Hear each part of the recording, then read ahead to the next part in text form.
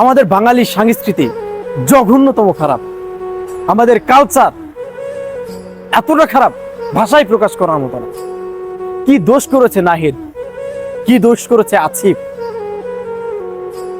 16 বছরে স্বৈরশাসক ছিল, কত অন্যায়, অবিচার, অত্যাচার, মানুষ হত্যা, আয়না ঘরের মতো ভয়ঙ্কর ফাঁদ পেতেছিল,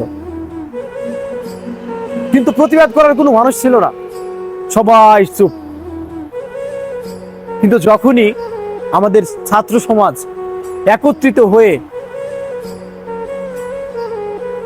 তাকে এই দেশ ছেড়ে পালাতে বাধ্য করলো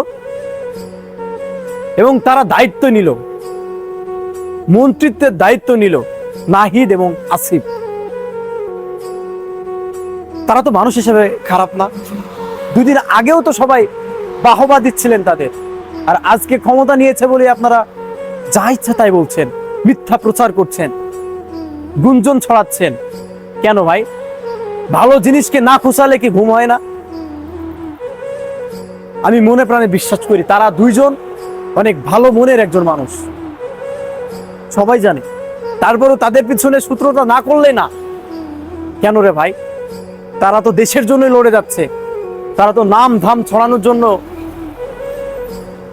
রাজনীতি করছে না। যদি এমনই হতো যে তারা খারাপ মানুষ, তাহলে যেই 6 দিন আটকে রেখেছিল তাদেরকে, তারা তো শেখ হাসিনার কাছে বিক্রি হয়ে যেতে পারত টাকার বিনিময়ে। যদি এতই ক্ষমতার দরকার ছিল, চাইলেই তো তাদের মন্ত্রী বানিয়ে দিত সে ক্ষমতায় থাকার জন্য। তারা মার পর্যন্ত খেয়েছে, শুধুমাত্র আপনাদের কথা চিন্তা করে মার পর্যন্ত খেয়েছে। কত শত মানুষ ডাইরেক্ট গুলিতে আহত হয়ে যাচ্ছে, নিহত হয়ে যাচ্ছে, তারপরও তারা পিছু পা দেয় নাই। কয়জন বাপের বেটা ছিলেন যারা রাজপথে গিয়ে এইভাবে তাদের সাথে মিছিলে যুক্ত হয়েছিলেন এবং গণহত্যার শিকার হয়েছেন? তারা কোনো মতে পিছু পা হাঁটে নাই, মৃত্যুর অপেক্ষা করে তারা রাজপথে অবিচল আন্দোলন করে গেছে। আর আজ যখন জনগণের সেবা করার জন্য তারা একটু ক্ষমতা নিয়েছে, আপনাদের কি না কি হয়ে গেছে। কেন রে ভাই?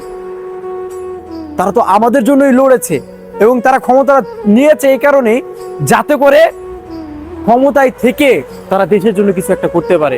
দেশে তো অনেক ক্ষমতাশালী ছিল, অনেক শিক্ষিত মানুষ ছিল। দেশে যে বিগত 16 বছরে কি হয়েছে সবাই সেটা জানেন, সেটার প্রমাণ সবাই পেয়েছেন। তারপরেও কেন আপনারা এরকম ভুল বুঝাবুঝি করছেন? দেখেন না কি পরিবর্তনটা হয় বাংলাদেশে? অপেক্ষা করেন না। আপনারা চাচ্ছেন যে 16 বছরে যেটা পারে নাই 16 দিনে তারা করতে হবে। কেন বারবার প্রমাণ করতে যাচ্ছেন এদের থেকে তারা ভালো ছিল? কোনো মতে এদের থেকে ভালো কোনো সময় ছিল না। এবং তারা ইনশাআল্লাহ যদি সবাই একতাবদ্ধ থাকতে পারেন, অনেক কিছু করে দেখাবে দেশের পক্ষে।